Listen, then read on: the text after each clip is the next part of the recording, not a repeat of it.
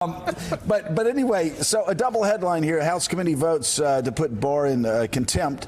So Barr is in contempt, and Trump is acting to shield Mueller's full work. And at the same time, this is the shocker, the Senate Republican-led Intel Committee subpoenas Don Jr. What? Hello. I mean, yet another day of incredible stories buzzing across our phone. What do you make of all of it?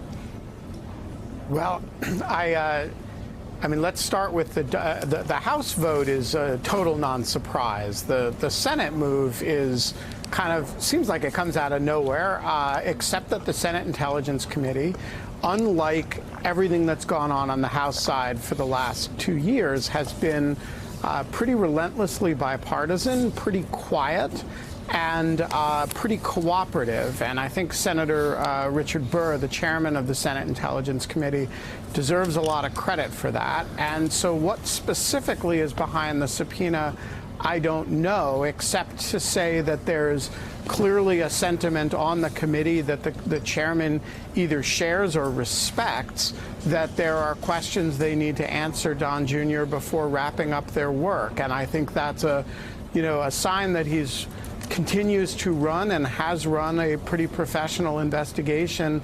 And I'm sure he's going to get hammered by critics in the Republican world.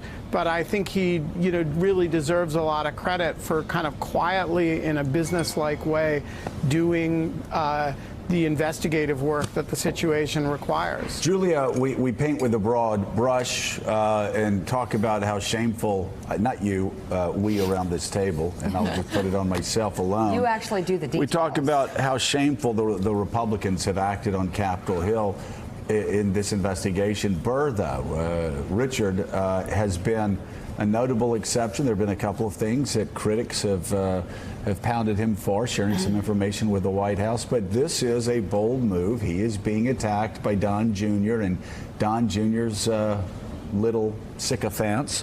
But he and Warner have run a bipartisan Intel Committee, and in 2019, that is a pretty extraordinary political achievement, isn't it? It is, Joe. And I mean, in this case, Burr is someone who really stands alone. He's quiet, he's stoic, just has been pointed out. And in this case, this is a pretty aggressive move to subpoena Donald Trump Jr. This is after he refused to voluntarily come before this committee.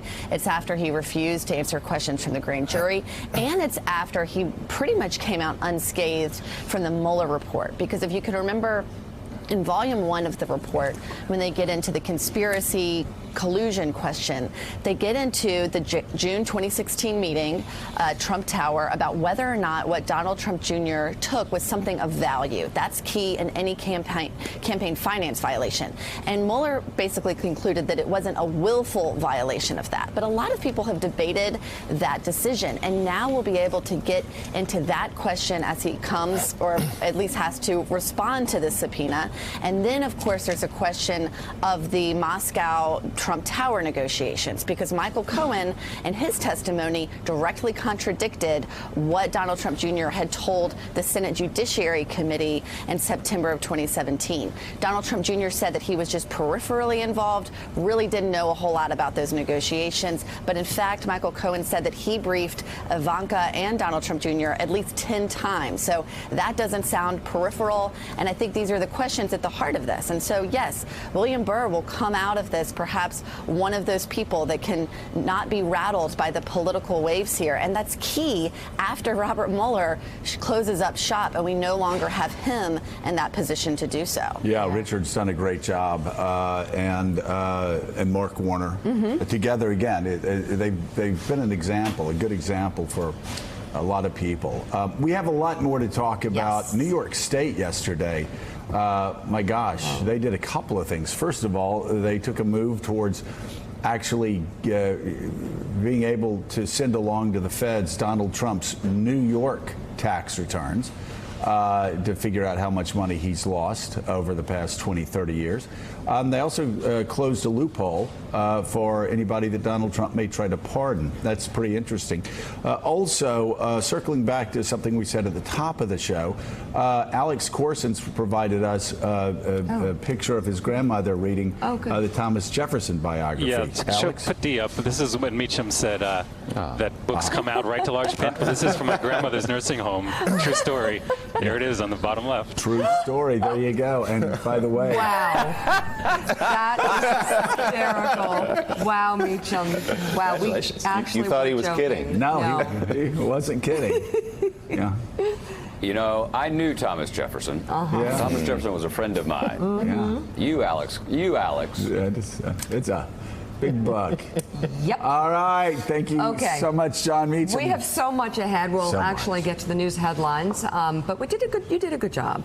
Sure did. It wasn't We got a lot as to wayward go as I through. thought it was going to be. good. But let me tell you, last night, okay, I go to God. Fiorella's. I'm in the back of the restaurant, right? Tony Much Danza's at more one on the table. top Tony's stories at one, of the but day. sliced And my alone. He conversation comes with up. Dr. Jill He's Biden, terrific. straight ahead.